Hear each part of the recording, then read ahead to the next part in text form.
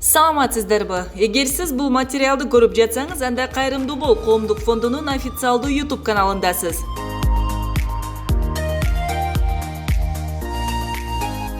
Алгач видеону баштаардан мурун биздин каналга катталып, подписаться кнопкасын басып коюуну унутпаңыз.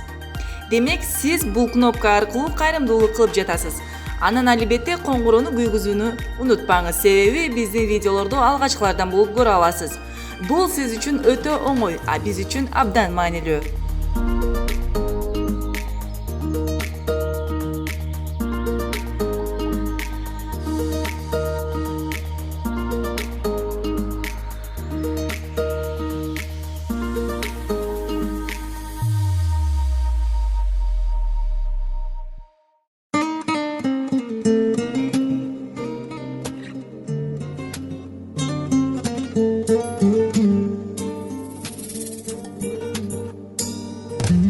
Биздин башка эмне келип кетпеген, эң башкысы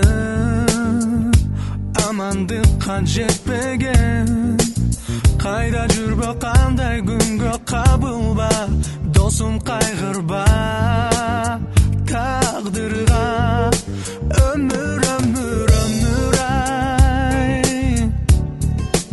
оорубасын көңүл ай.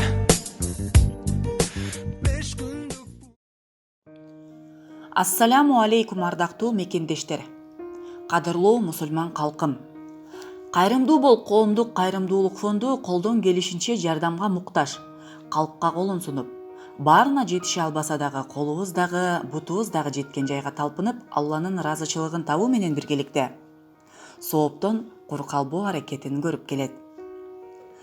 Бүгүнкү биздин сапарыбыз Борбордон 1100 километр алыстыкта жайгашкан Өрүкзарлуу Баткен областына караштуу Лейлек районунун Көкташ айылында. Биздин бул жакка келүүбүздүн себеби ай чырайлуу кыргыздын керемет кызы Мыскалайдын оор тагдыры түрткү болду. Мыскалай аталган айылда 1994 жылы 28 июлда жарыкка келген. Төрөлгөндө бир үй бүлөнүн жалгыз кызы болгондуктан ата энесине чексиз кубаныч тартууланган. Тилекке каршы 3 жашынан тарта бетинин сол жак бөлүгүнө белгисиз шишик пайда боло баштаган. Мыскалды ошол замат атакеси Борборго алып келип, жалдагы балдар ооруканасына 27 күндө аралаткан. Бирок эч кандай тыянак чыкпагандыктан жыйынтыксыз өз айылына кайткан. Ошол күндөн тартып арадан 22 жыл өтсө дагы бул оору менен алпурушуп, карапайым үй бүлө жараткандан жардам сурап, жан кызынан сакайып кетүүсүн тилеп келишүүдө. Өкүнбөгүн досум ай, кыянат кылба, тагдырыңда не бар билбейсиң. Бой көтөрбөсөң өлүм үчүн бирдейсиң. Түбөлүк жашоо болбос досун ойлон ушул дүйнөдөн. Даяр бол, балким эртең биз да кетербиз. Ассаламу алейкум, урматтуу мекендештер, урматтуу бир туугандар. Кудайга чексиз шүгүрлөр болсун. Бизге бүгүнкү күндө ушундай жашоо өмүрдү берип жаткан жаратканга канчалык шүгүр айтсак да аздык кылат. Анткени бул жалганда ушул адам кылып жараткандыгына Кудайга шүгүр. Бирок ошентсе дагы мына бүгүнкү күндө кыргыз коомчулугунда Кайрымдуу бол коомдук фонду деп негиздеп, ошо аяр мамилебиз менен бир келген бул жалганда бирибизди аяп, ушул жакшы бир сезимдер менен Кудай астында жакшы бир соопторго бир ээ болойлу. Бүгүнкү күндө биз бул жашоодо бүгүн барбыз, эртең жокпуз деген жашоодобуз. Бул жашоо аламга небир деген падышалар, хандар, бектер, бийлер келген. Небир акылдуу, акылман адамдар келген. Бирок алардын бүгүнкү күндө ийизи калса да өзү жок. Ушундай жалган жашоодобуз. Бирок бүгүнкү күндө ушул байлык жыйган, дүйнө жыйган адамдарды дагы тарыхта көрүп туруп, ошол дүйнө байлык менен ийиз калбайт экен. Көрсө, биз жакшы ишибиз менен ийиз калтыра алат экенбиз деген ой максатты камтып, бүгүн Кайрымдуу бол коомдук фонду ушул Лейлек районунун Көкташ айылындабыз. Биздин бул айылга келип калганыбыздын дагы негизги себеби мына карындашыбыз Мыскалдын бүгүнкү күндөгү ошол оору дарт менен алып урушуп аткандыгына бир үй бүлөнүн алы жетпей турат. Мындай оору аты жаман ар кандай ооруларга бир үй бүлөнүн эмес, бүгүн мамлекеттин алы жетпей аткандыгы баарыбызга маалым. Ошон үчүн урматтуу бир тууган, Кыргыз эч убакта кыйынчылыкта бири-бирин таштаган эмес. Биз таштабаш керек. Аталарыбыз бизге жакшы жол көрсөткөн. Пайгамбар алейхисалам жакшы жол көрсөткөн. Пайгамбар алейхисалам эмне деп айткан? Ал инсан эгер өзүнө каалаган жакшылыкты өзгөгө каалабаса, ал чыныгы мусулман боло албайт деген. Биз каалайбыз бул жашоодо жакшы жашашлыкты, ден соолукта болушту, балдар кыздарыбыздын ден соолугу жакшы болушун каалайбыз. Анда кааласак, келиңиздер. Мына ушул үй бүлөдө дагы бул агамды өзүмдүн агамдай көрүп, аяп, эжекемди өзүмдүн эжемдей көрүп, аяп, мына карындашымды өзүмдүн карындашымдай көрүп, аяп, биз бүгүн ушул жерде келип отурабыз. Жолдун узактыгы карабастан, кыйынчылыгына карабастан. Ана мына байке, эже, биз азыр бүгүн ушул Мыскалдын ушул кайрылуусу чындыгында жүрөк оортарлык болуп турат да. Анан ушул Мыскалдагы жакшырып кетишине себеп бололу деп келдик. Бизде азыр бүтүндө ошол кыргыз коомчулугу Кудай буйруса көрөт. Анан ушул жерден неме айтсаңыздар, толук маалымат эже. Мыскал канчанчы жылы төрөлгөн, төрөлгөндө ушул кандай эме менен төрөлгөн, бул эмеси оору кайсы учурларда билинген, ошого мындай токтолуп эле айтып эметсеңиздер маалыматтарычы. Kızım Мыскал 1994 yılı 28 yılda dünyaya kelgen. 3 yaşından keyin şunday emesi belgileri biline başlagan. Şu şişikler. Anam men bunu 5-6 klassda okuganda Bişkek şaharının Jaldağı Balдар больницасына алып барганмын. Ошол жерде Жалда аял киши экен, заведующий. Анан бир даргин врач кызымды лечение кылган. Операция болобу десем, операция болбойт. Укол менен кайтарабыз деген. Кызым 27 күн ошол жерде лечение алды. Андан кийин 10 күн эс алгандан кийин дагы 15 күн эме болду. Дагы жатты. Жатып чыкты, бирок вообще жылыш болгон жок да. Анан күндөн күнгө, айдан айга күн өткөн сайын немеси чоңое баштады. Күчөй баштады. Анан менин акча каражатым жетишпеген үчүн эч жака барып карата алганым жок.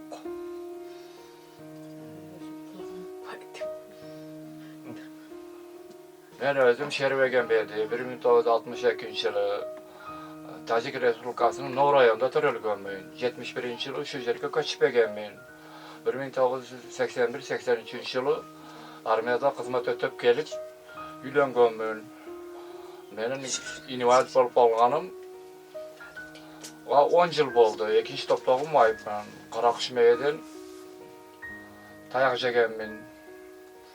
Şondan beri oğru çımışlarga jarabay kulaklar ukpayt. Men endi şu kayrılı öyle yurtumdan sıranamın da. Şu kızımdı yakşı olup geçişini dileyim. Ene kızım bu benim baktım bir ele yalgız kızım var. Kırgız elimden ben soranamın.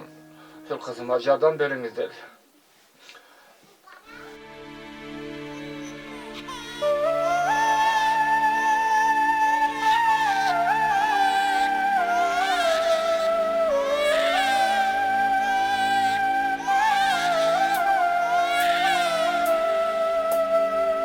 Ay kızım, ay kızım, ay kızım benim. Kızım Мыскалай, 40 tane kızım var. Kırgız elim ana şu benim kızıma jardan belgilep bizi karajatır yetişpegen üçün şu sizlerge kayrılıp жатабыз. 3. klassdan keyin şunun beti kattar çoğoyma şunu dedi. Bir kafa olsa çoğoyup gidet.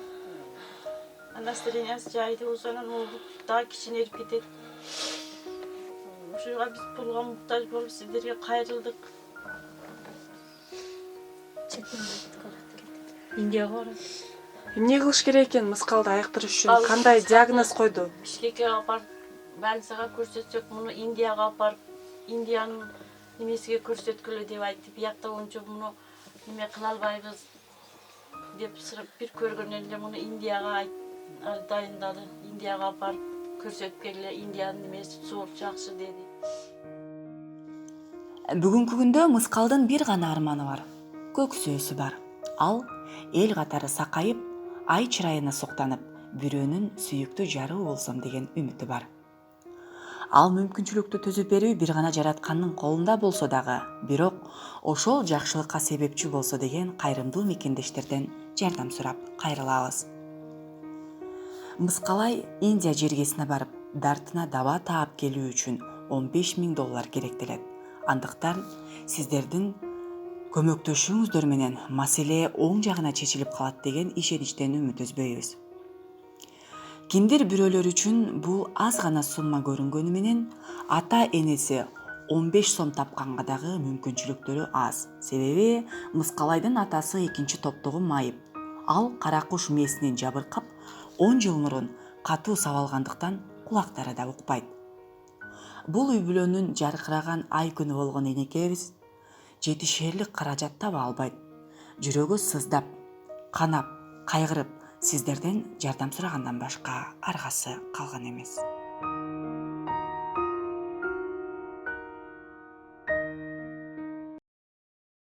Негизи ошо биринчи класска баргандан баштап эле биягым бар болчу, бирок кичинерээк болчу. Анан уялып, сүрдөнсөм, сразу нерв болсом, шишип чыгат.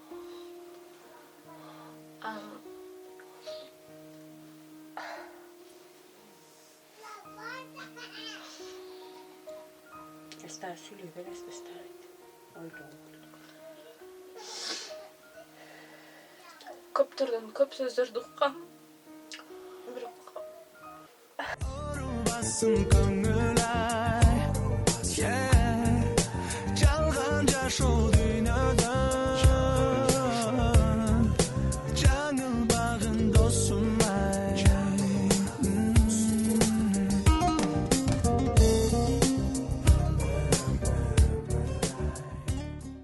ушул буюрса жакшы болуп, элдин катарында жакшы болуп жүргүм келет. Түшүнгөн бар экен, түшүнбөгөн бар экен. Ар ким ар кандай сөздөрдү айтат. Түшүнгөндөргө рахматымды айтам. Көчөдө көрсөм дагы кээ бирлер шыңыңдап күлөт. Бирок эми кыйнабам, ата энемди кыйнаган жокмун. Барып ошол жака дарылаткыла тиги бу деп ушуга чейин каражаттын эмесинен ата энемди айтсам деле ата энем кыйналбасын деп өзүм иштеп эметип жүрдүм. Бирок кече көзүмдүн кан тамыры жарылып кетип, көрбөй калды да. Анан ошонун больницага бардым. Анан срочно кылбаса уже тамыры жарылып баштаптыр. Болбойт. Кан ичке кетсе жардам бере албайбыз деди. Анан 14 сентябрь күнү частный врачты алып, анан бул жагымды кестирдим. 15 мүнөттүн ичинде 1 литр кан кетти деп каймет алган жок. Кайра бул жеримден 3 жеримди кесип, кайра жаап чыгарып берди. Анан ошо чет жака чыккыла деп ошентти. Анан ошондон сиздерге кайрылып Индияга барайын деп айтты. Урматтуу кыргыз элим, сиздерден ушул жээним жакшы болуп кетиш үчүн жардам сурайбыз. Жардамыңыздарды аябаңыздар. Ушул жээним дагы эл катары Индияга барып операция болуп жакшы болуп келишин сурайбыз. Колуңуздардан келгенинче сиздерден жардам сурайбыз. Кайра Алла берсин сиздерге. Колдосун силерди. Жүргөн жериңерде турганыңарда Алла берсин. Силер элге берсин, силерге Кудай берсин, өмүрүңөр узун болсун, дүйнө тургуча тургула, ата энеңерге рахмат. Силерге ошончо алыс жолдон жок дебей келип, кыйналып, ана кыргыз элини көрүп, рахмат силерге балдарым, ата энеңерге рахмат, өзүңөргө рахмат. Мына урматтуу бир тууган, бүгүнкү күндө көзүнөн жашын тамгызып, эне берип аткан батасы баарыңыздарга кабыл болсун. Көрүп жаткан болсоңуздар, мен ойлойм, сөзсүз кол сунат деп ойлойм. Себеби бул жашоодо адамдын эң негизгиси, эртеңкиси ушул балам деп жашайт ар бир адам. бәрі болады. Биз дагы ар бирибиз өзүбүзгө салыштырмалуу карап, кызыбызды канчалык жакшы көрөбүз, балабызды канчалык жакшы көрөбүз. Ошондой кызын жакшы көрүп, жүрөгү эзилип отурган, көзүнөн эмес жүрөгүнөн жаштанып турган бул ата-эне кызынын жакшылыгын көргүсү келип отурат. Бирок ага өзүнүн алы жетпей аткандыктан, бүгүн биздин өлкөбүздө завод, фабриканын жоктугунан, элдин бир чечүүчү маселеси өз учур саатында чечилбегендиктен карайлап турган калк бүгүн карайлап турат элибиз, журтубуз. Бирок ушундай караңгыда шам болуп жанып турган кыргыздын чыгаан-чыкма жигиттери $10.000 керектелет экен.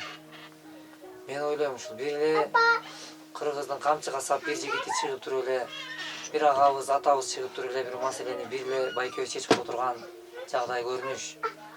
Кээ бир учурда айрымдар чет өлкөгө чыгып эс алганга $10.000 жумшап коюп атат.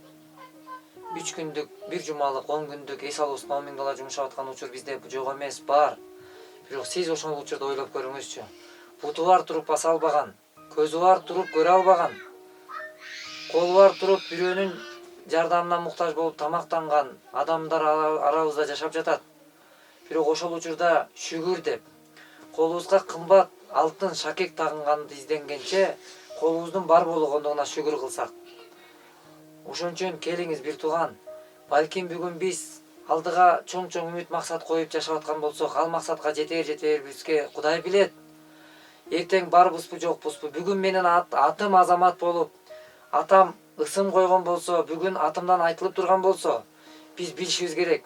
Пайгамбар алейхиссалам дагы оң жака салам берип, сол жака салам бергенче барыммынбы же жокмунбу деп жашаган.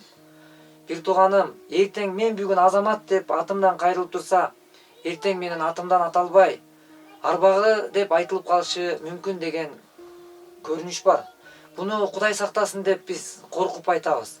Эгер Кудай сактасын десе эле сакталып калса, көп адам бул дүйнөдө жашай бермек.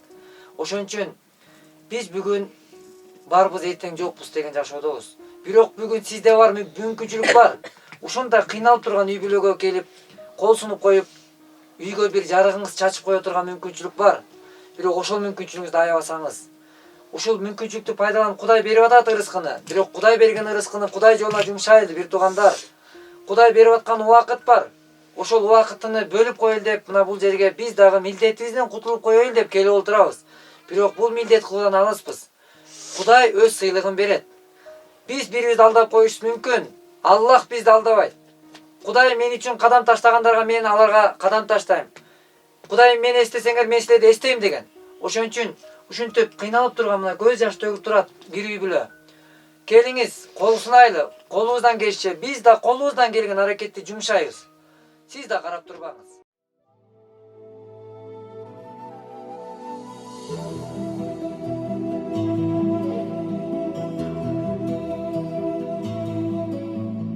Uykuman serpilgende alыс жакта, айылдын ак таңдары эске келет. Жолунун боз чаңдары көздөн учуп, көңүлүм өскөн жерге имерилет. Көңүлүм өскөн жерге имерилет.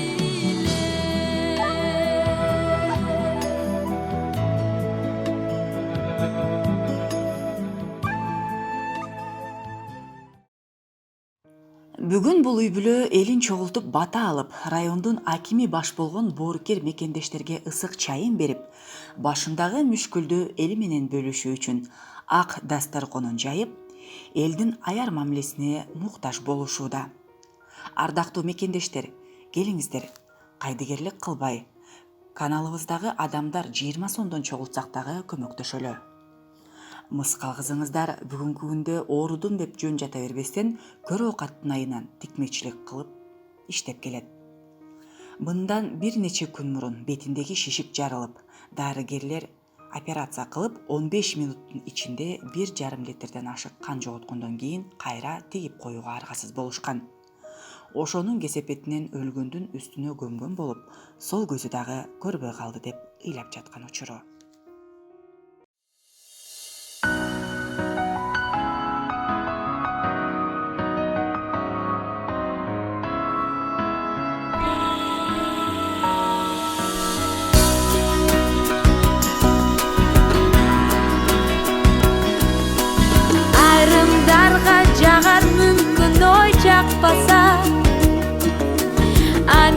үчүн ыйык нерсең ой ак бата. Кылымдарды келе жаткан карытып неге болбой жакшы салтың ой сактаса.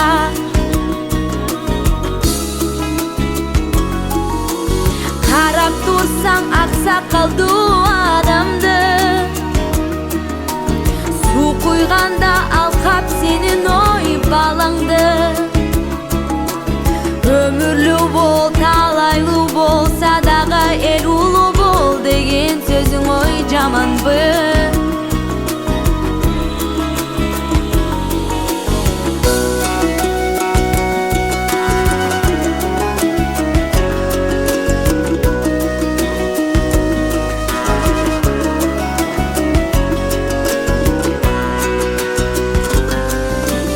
Же ымыркай көз жарганда жаңыдан, ата-энеси бата тилет ой барына. Неси жаман келген элдер деп турса өмүрлүү. Бүгүнкү маселеге өзүңүзгө жакшы билесиздер. Лейлек районунун мамлекеттик администрациянын аким Мурат Асадов катышып атат. Маселени биз мына 2 күндөн бери угуп, Мурат Асадович угуп өзү качан чогулуш кылабыз, элге бир жолу деген маселени мага тапшырма берип, кайра суундаштып турдук. Мына азаматтар кече саат 10 дедилер эди. Кишилер өздөрү жылдырып, мына бүгүн 10го насип кылып, Мурат Асадович убагын таап өзү келип отурат. Маселени түшүнүп атабыз. Кудай кааласа мына карындашыбыз, кызыбыз айылчысына мына бир данын ийнет тийиптир.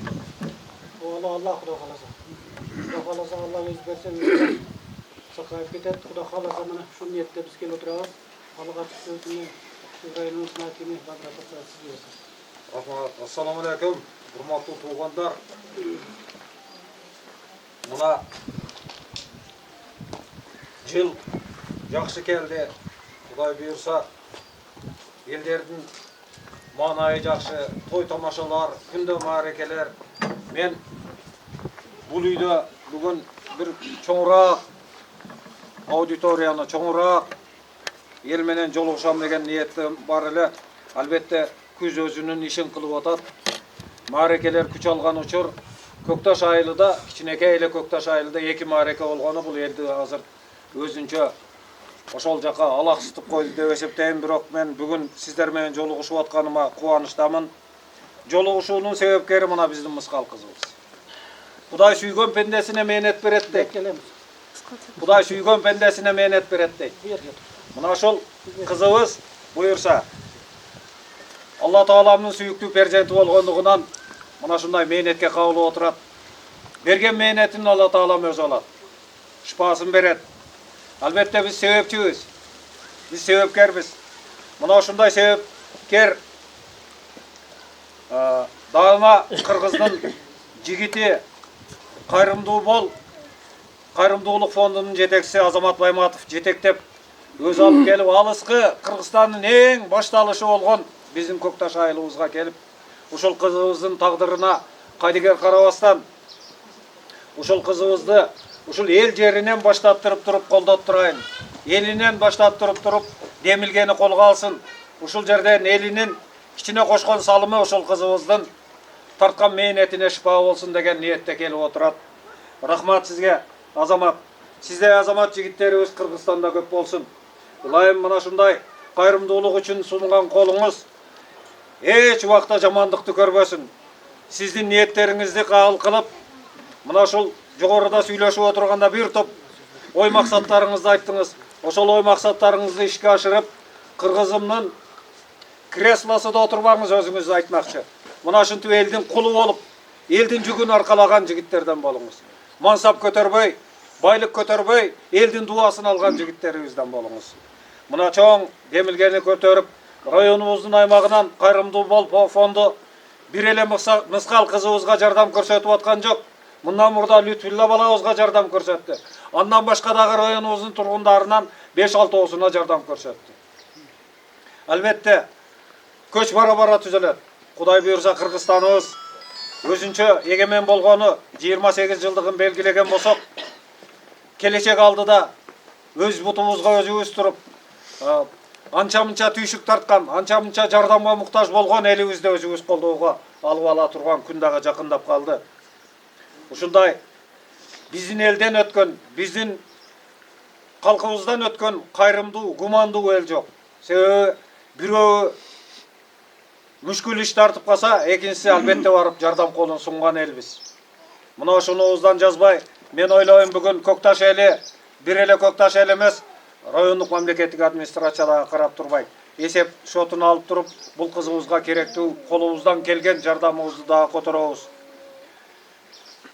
Мына ушундай жардам берип, элибиздин башын бириктирип, ынтымакка, биримдикке чакырган Кайрымдуу бол коомдук фондунун эмгек жамаатына, анын жетекчиси Азамат Байматов иниме дагы бир ирет ыраазычылык билдирем сиздердин атыңыздардан. Себеби хадисте жазылгандай, бир тууганыңа, анан бизде эскилер айтып койчу эле, атаңды өлтүргөнгө энеңди бер деп. Бул деген эң улук сөз да, эң ыйык сөз. Албетте эле атаңды өлтүргөнгө барып энеңди берип койбойсуң, ошо атаңды өлтүргөңдү карасан атайлык кылба. Ошого бир жамандык тилебе. Андан көрө ошого бир жакшылык тилегин, ошол өзүнүн айыбын, өзүнүн кылган кылмышын сезсин деген мааниде айтылган. Ошол себептүү мен ойлойм, биздин эл дагы колдон келишинче, сен паланча бердиң эле, сен 5 сом бердиң эле, сен 5000 бердиң эле деп бирөө чектеп койбойт. Колдон келишинче жогоруда чай үстүндө отуруп, бир топ мен Малигиним менен экөөбүз каерде болбосун бир тартышып алабыз да. Жогорку мээранын салымына. Анан кийин мен айттым, элдин айланса болот. Эл деген бир толкуп жаткан сел.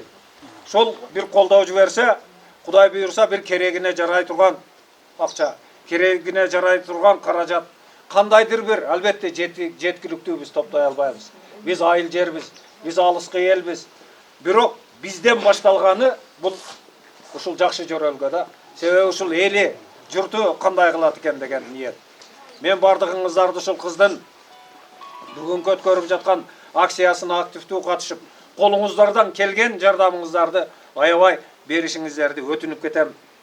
Албетте ким канчалык берсе, ошого Алла ыраазы болсун. Аллага ыраазычылыгы менен берейли. Себеби ушул кызыбыз ошол бизден алган жардамга шыпасын таап, дартынан арылып, келип катарыбызда кошулуп, балалуу чакалуу болуп, өсүп өнүп, ушул жерден бардыгыбызга дуа кылышына тилектешмин. Рахмат.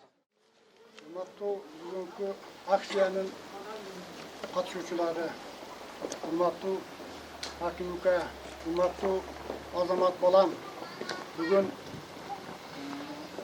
сиздер тараптан бир эң жакшы сөз, эң жакшы Алланын жолундагы жардам, эң жакшы бир кымбат сөздөр болду. Мен айтат элем,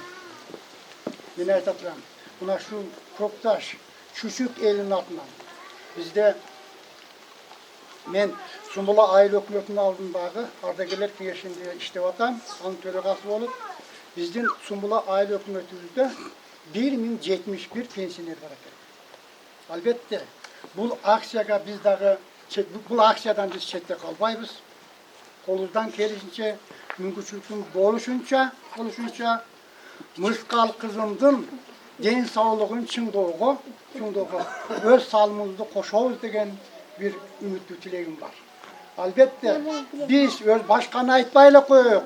Өзүбүздүн Көкташ элибизден, Нүфтүлла укабызды караңыздар. Ал ооруп калганда жатып калган эле. Бирок ошол балабыз кече 20 жылдыкта бир 10 күндүк болду, 20 жылдыкта. Ошолордун бардыгы мен үзбөй катышып жүрдүм. Ошолордун катарында чимирилип гана ойноп жүрөт. Мен ойлойт элем, менин кызым Мыскалай дагы. Алла Таалам биринчиден шифа берет, экинчиден эли, журту, тууган уругу Кудайга шүкүр менен бул жерде ата энеси турат. Мына ушулардын көмөгүндө өзүнүн ден соолугун чыңап келет деген бир үмүттүү тилекти сиздерге айтып койгум. Ушул кичинекей Көкташ айылга назарыңыздар түшүп келгениңиздер үчүн кош келипсиздер. Рахмат, элибиз ыраазы сиздерге. Бая дагы кайталап өтөм. эки дүйнө бактылуулукту берсин Азамат сага Алла таала. Ушундай мыскал кызыбызга жардам берем деп алыстан келип, элди уюштуруп, мана ата энеси менен, туугандар менен таанышып, дидар көрүшүп дегендей. Алла таала сенден ыраазы болсун. Куда кааласа Алла таала мыскалга шифасын берсин. Анда кийинки акыркы сөздү мына өзүбүздүн Кайрымдуу Бол фондунун төрагасы келтир Азамат инибизге берсек, Азамат инибиз. Ассаламу алейкум. Ушул жерде турган аталарыбыз, апаларыбыз, Кудайга чек шүгүлөр болсун. Биз бул жалганда бүгүнкү күндө жашоо өмүр сүрүп аткандыгыбызга чексиз шүгүлөр болсун. Биз Кайрымдуу Бол коомдук фонд деп негиздеп, коомубузда ушундай аярлуу катмарда жашап жаткан бир туугандарыбызды көмүскөдө калтырбай, колубуздан келишинче бир аракет жасасак деген үмүттөбүз, Кудай буйруса.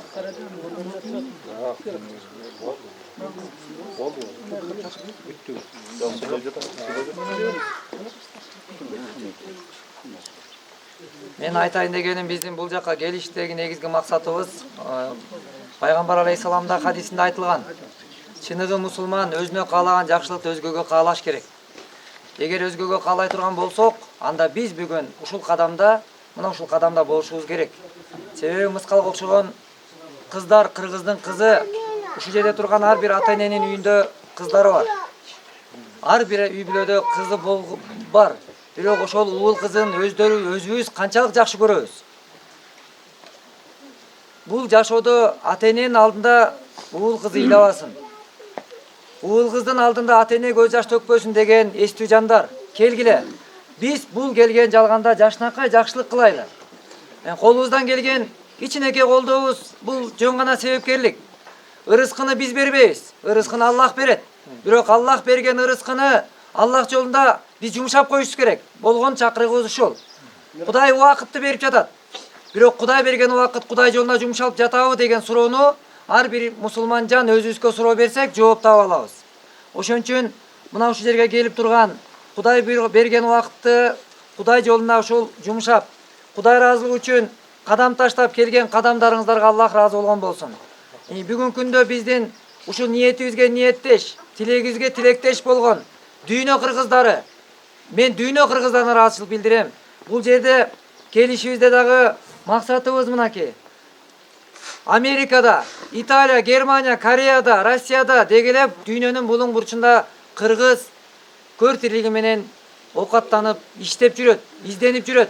Бирок ал бир эле үй бүлөсүн эмес, мына ушул Кыргызстандын кайсыл аймагы болбосун, кайдыгер карабастан ушул болгон ырыскысынан бирке бөлүшүп, бүгүн 50ге жакын мекендеш өтө оор операциялар, Кыргызстанда жасалбай турган чоң операцияларда өткүзүлдү. Ага эмне деген акчалар чогултулду.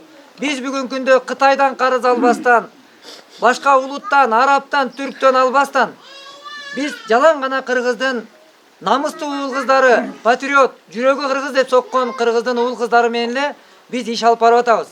Мына азыр ушул жерде туруп алып, мына агаларыбызга биз терең ыраазычылык билдиребиз. Анткени кыргызда жакшы сөз бар. Мына бүгүн кыргыз элинин атасы Сооронбай Шарипович, ал эми ушул айылдын, ушул элдин, журт атасы мына агабыз турат. Ушул моюнда чоң жүктөр бар сиздерде. Анткени ушул айыл элдин кандай бир жетишкен жагы болсо кошо сүйүнгөн, кайгырса кошо кайгырган чыныгы мындай эл ул болуп отурасыздар. Анан бул жерде мына биздин максатыбыз чогулуштагы дагы Кудай буйруса кимдин колунан эмне келет, ошону гана кылып койсок, Кудай буйруса мыскал карындашыбыздын ден соолугу жакшырып кетет деген толук ишеничтебиз. Анткени үмүтсүз бир гана шайтан экен. Адамзат үмүт менен жашайбыз. Ошон үчүн көп түкүрсө көл болот. 5 манжа бөлөк билек бир деген. Биз бир билектей муштумдай түйүлүп иш жасасак, Кудай буйруса ийгиликтерге жетип келатабыз. Анан Кудай буйруса мынакей азыр мыскалдын операциясына $10.000 кетет экен. $10.000 чогултуш бул бир үй бүлө үчүн оор. Бирок мындай оор, аты жаман оорулар бир үй бүлө эмес, мамлекеттин алы жетпей аткан учур. Муну аябай жакшы түшүнүү менен кабыл алып, 100 сомдон болсо да чогултсак, $10.000 бат эле чогулуп калат. Анан ушул мыскал карындашыбыздын атасы дагы майыптык боюнча тизмеде экен. Эми бул жерде мен айтайын дегеним, үй бүлөнүн кайгысын тең бөлүшүп, мындай бир үмүтүнө үмүт жандырганга баардык мен кыргызмын деген мусулман бир туугандарымды чакырык кылам, келиңиздер. Мына айыл эли, кыргыз эл журт баарыбыз жапа-тырмак ден соолугун жакшырып кетишине себепкер болууга чакырам. Аллах баарыңардан ыраазы болгон болсун. Урматтуу туугандар, мына мисал міне Кудай кааласа. Кудай болот, жакшы болуп кетесиң. Кудай кааласа Алла жолун берсин. Урматтуу туугандар, мына биздин акимибиз баш болуп жакшы сөздөр болду. Мен айыл өкмөт башчысы катары Кудай кааласа бул кайрымдуулук ишке активдүү катышабыз. Баарыбыздын башыбызда бар нерсе, Кудай кааласа бул жакшылыкка жоруйлук. Кызым жакшы болуп кетет, Кудай кааласа. Энем жакшы келип акаларың, огаларың айткандай, келип туруп келечегиңди ойлоп, жакшы аман эсен болосуң, классташтар менен жолугуп дегендей, тойлорго барып дегендей, кичине Алла Таалам менет берип атып, Кудай кааласа убакыт бар. Биз эми туугандар, бизде мына эртең биринчи күнү айыл өкмөт аппарат чогулушта мына депутаттар менен дегендей эл менен элибиз бар, Кудайга шүгүр, кайрымдуу элибиз бар, сабырдуу элибиз бар дегендей кайрылып, мына бүгүн биздин акимибиз баш болгон инициатива алган сөздөрүнү азамат сүйлөп жаткан сөздөрүн негиз кылып, Кудай кааласа жакшылап ойлонуп, элдерге жакшылап түшүндүрүп аракет кылып, кайрымдуулук болсо Сөнөгай Абдымалик бул эми активдүү катышабыз. Бул тез арада бул нерсе болуш керек туугандар. Муну тез арада биз аягы жыйынтыгы биздин тирик банда ушул тез жыйнап берип, бул кызды Кудай кааласа биз ошо бир дарыланып келген жайына жөнөтүшүбүз керек. Анан аман эсен күтүп алышыбыз керек. Кудай кааласа мына үйдө жакшы бир тойлордун күндөрүн көрүшүбүз керек. Урматтуу мекендештер, урматтуу Көкташ элим, келгениңиздер үчүн чоң рахмат. Жакшы болуп кетсин, Кудай кааласа. Кудай кааласа жакшы болуп кетсе, тойлорго келиңиздер. Болот, жакшы болду. Сен десиң бар? Айт апасы. Сүйлөй бер сен. Урматтуу кыргыз элим, мына жерде тууган уруктарым, сиздердин келгениңизге чоң рахмат. Мына ушинтип менин кызыма акча жетиштире албай сиздерди чакырып ушинтип отурабыз. Азамат силердин келгениңерге чоң рахмат. Бала чакаң менен бактылуу, сүйгөн жарың менен жакшы жашап жүр. Мен сени кааларым ошол. Мына ушу кызыма жардам беришиңиздерди мен суранам. Баарыңыздан келгениңизге чоң рахмат, акалар, эжелер. Рахмат. Кызым эсен аман жакшы болуп кетсе, мен Кудай кааласа тойго чакырам. Кудай кааласа. Мана энди баштадым. Колумдан келгени менен. Акчанын ичине жак деп жаралабызчы. болду. Рахмат сиздерге келгениңизге. Чоң Анаке. Мына onu bir urna kılıp koyboysunlar be Abdumalik. Bir urna kılıp. Mına onu başladım. Alo.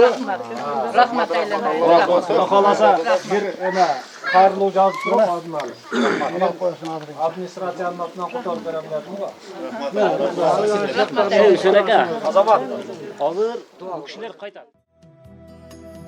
Çıgışacak akşokumdan göynök